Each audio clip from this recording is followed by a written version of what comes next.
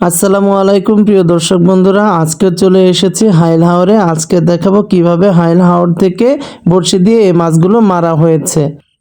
বন্ধুরা দেখতে পাচ্ছেন হাইল হাওরের পানি কমে যাওয়ায় অনেক বড়শিয়াল ভাইরা এসেছেন আজকে মাছ শিকার করতে। তারা সারি সারি হয়ে বসেছেন এবং ছিপ ফেলে ওদের আগ্রহে তাকিয়ে আছেন কখন তাদের বড়শিতে মাছ টুপ গিলবে।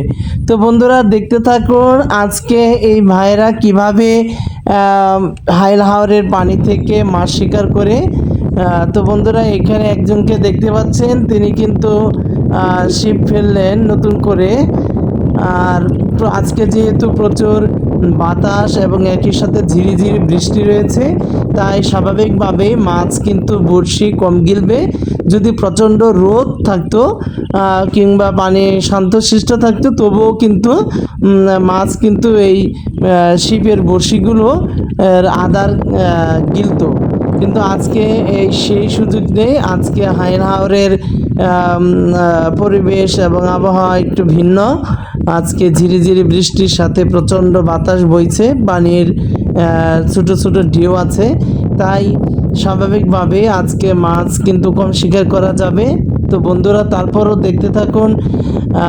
আমি যেহেতু ভিডিও শুরুতে মাছ দেখিয়েছি, তো অবশ্যই এখানে থেকেই অনেক বর্ষিয়াল ভাই কিন্তু মাছ শিকার করেছেন এই বৈরী আবহাওয়ার মধ্য থেকেই।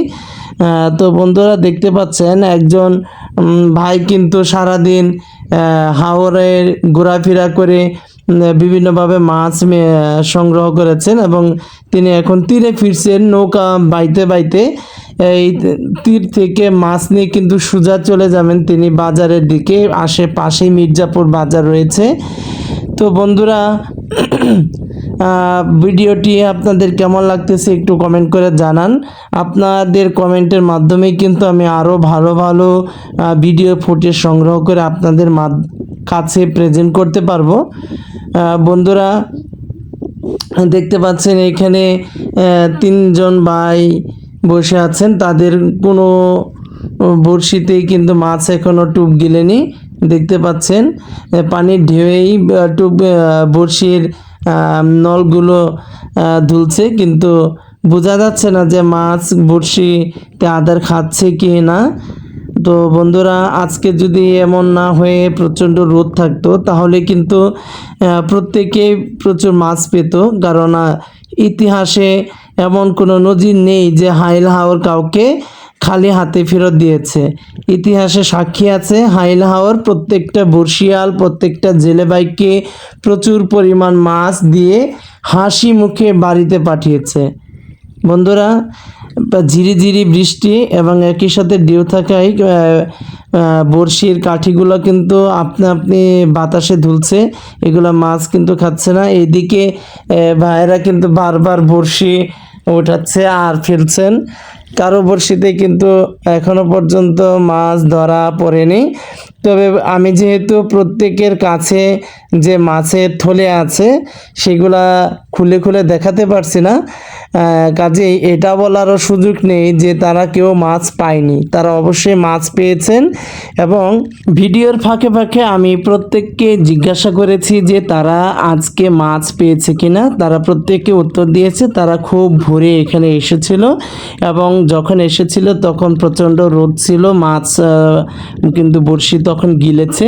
কিন্তু দিন বাড়ার সাথে সাথেই বেলা বাড়ার সাথে সাথেই কিন্তু শুরু হয়েছে ঝিরিঝিরি বৃষ্টি এবং বাতাস, আর এই জন্য কিন্তু মাছ এখনকার টুপ গিলছে না। তারপরেও বন্ধুরা আপনারা ভিডিওটা দেখতে থাকুন। আমি শেষে প্রত্যেকের কাছে গিয়ে কে কতগুলো মাছ পেয়েছে তা দেখানোর চেষ্টা করব যদি সুযোগ হয় এবং ভাইরা যদি সেগুলো দেখায়। তো বন্ধুরা আজকে দেখতে পাচ্ছেন প্রত্যেকেই কিন্তু ছিপ ফেলেছেন অনেকগুলো এবং প্রত্যেকটা ছিপের কাঠিগুলো কিন্তু বাতাসে দুলছেন এবং সবাই অধীর আগ্রহে বসে আছেন যে এগুলা মাছে টুপ খাচ্ছে নাকি বাতাসে এই কাঠিগুলাই দুলছে। কিন্তু বন্ধুরা আমার কাছে মনে হচ্ছে কিন্তু এই বাতাস এবং ঝিরিঝিরি বৃষ্টির সুযোগে বড়শির আধারগুলো মাছ খেয়ে চলে যাচ্ছে। কিন্তু এই বর্ষিয়াল ভাইরা তা বুঝতে পারতেছে না, কারণ এই বর্ষির কাঠিগুলো বাতাসে দুলছে নাকি মাছ খাওয়ার কারণে সেগুলো নড়ছে কিছুই বোঝা যাচ্ছে না। তো বন্ধুরা, ভিডিওর একদম শেষের দিকে চলে এসেছি। আমি চাচাকে জিজ্ঞেস করলাম তিনি মাছ পেয়েছেন কিনা।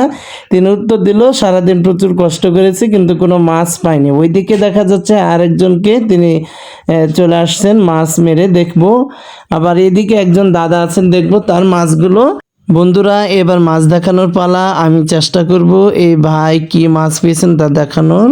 ও মাই গড, ভাই কিন্তু যথেষ্ট ভালো মাছ পেয়েছেন, তেলাপিয়া মাছ এবং ছোট ছোট কিছু দেশি মাছও আছেন।